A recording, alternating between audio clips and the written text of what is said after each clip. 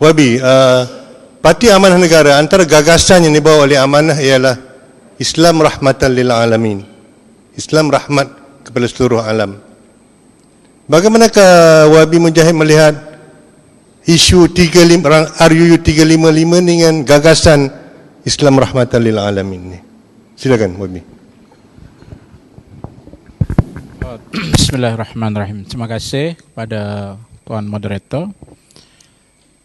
Saya pertama melihat isu Mahkamah Syariah ini, dan tadi sebenarnya kita dan psiki masyarakat Cina di bawah sana, mereka terkeliru antara apakah rang undang-undang ini akan membawa kepada hudud ataukah dia sekadar pemerkasaan Mahkamah Syariah. Itu dua benda yang mempunyai implikasi yang berbeza.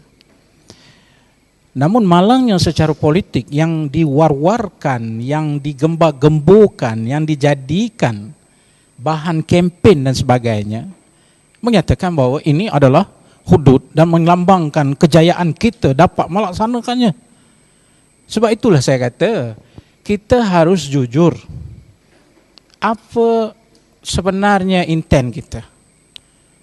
Nah, kalau dia merupakan soal pemerkasaan Mahkamah Syariah, ia bukan sekadar memberi kuasa kepada hukuman yang diperuntukkan. Dia juga melibatkan soal-soal pentadbiran. Dia juga melibatkan berbagai perkara yang kalau boleh Amanah melihat dalam konteks ini, dalam konteks kerahmatan yang kita tidak mau lihat sekadar ia satu yang hanya sekadar kepentingan politik, iaitu banyak kes-kes di Mahkamah Syariah yang selama ini pun pengendalian kes-kes itu melibatkan jenayah seperti khalwat, perkahwinan, mal.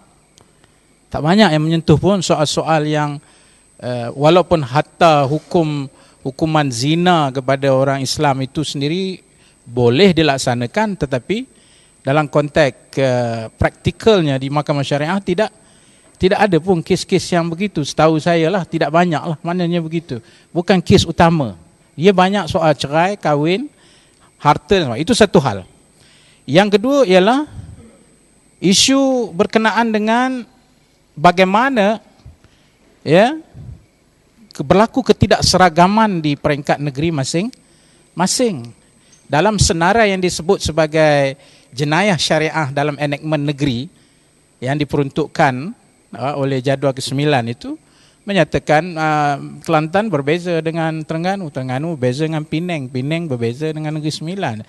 Nah, kalau itu sendiri kita tidak dapat seragamkan, dan saya ingat semenjak saya berada di Parlimen pada tahun 2008 sebagai ahli legislator, antara yang saya persoalkan isu-isu begini, dan kerajaan menyatakan mereka berusaha untuk menyeragamkan, menyelaraskan dan sebagainya, tapi hingga hari ini tiba-tiba belum ada jawapan penyelarasan itu tahap mana sudah tercapai, mari pula memberi kuat kuasa, bidang kuasa kepada Mahkamah Syariah. So ada macam berlaku satu, kita nampak ada yang tak kena konsisten dari segi pemerkasaan Mahkamah Syariah ini.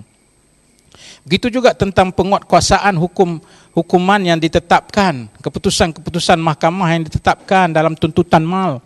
Mahkamah Syariah dilihat tidak diberi penghormatan untuk binding keputusan-keputusan dia. Ya.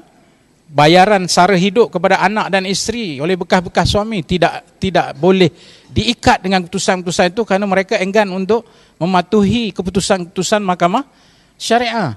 Jadi bagi saya, bagi Parti Amanah, kita melihat isu kalau betul ia merupakan pemerkasaan syariah, maka perkara pentadbiran dan lain-lain hal juga mesti dilihat sebagai jawapan kepada pemerkasaan, bukan hanya sekadar meningkatkan kuasa. Ini yang kita nampak ada flaws di situ, bahawa ia lebih dilihat kepada isu yang kesampingan yang lain tetapi tidak melihatnya secara menyeluruh. Pendirian Amanah dalam hal ini cukup terang dan jelas. Sikap amanah yang membawa rahmatan lil alamin bukan bermakna kalau kita bagi rahmat pada alam ini maka tak payahlah buat semua ni. Saya rasa itu bukan, itu tidak simplistik sebegitu rupa.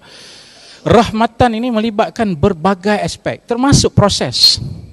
Sebab itulah Parti Amanah mengambil inisiatif menubuhkan jawatan kuasa RUU 355. Bos saya pada sini, Dr. Maria ni. Dia pengerusi dia. Saya membantu Dr. Maria untuk kita buat roadshow seluruh negara dan alhamdulillah on the record setakat ini Penang dah buat, Perak belum lagi. You kata you nak tolong buat. Perlis sudah buat, Kedah dah buat, Johor 25 hari bulan, Perak Howard akan bantu kita untuk buat konsultasi. Bagi kita itulah rahmatnya. Bukan nak buat Islam, you shut up. You just accept sebab you are non-Muslim, you have no right to talk about this. This is no rahmah. Rahmah itu mesti memberi ruang. Apatah lagi kita berada dalam konteks demokrasi. Kita nak dengar pandangan mereka.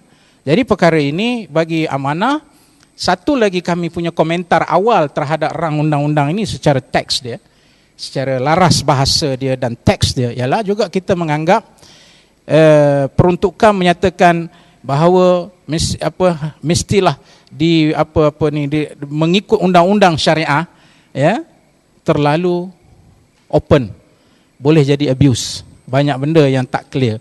Kami mencadangkan jikalau benar perkara itu tidak ada double jeopardy dalam konteks mempertingkatkan kuasa mahkamah, perlu disebut secara khusus apa had dia.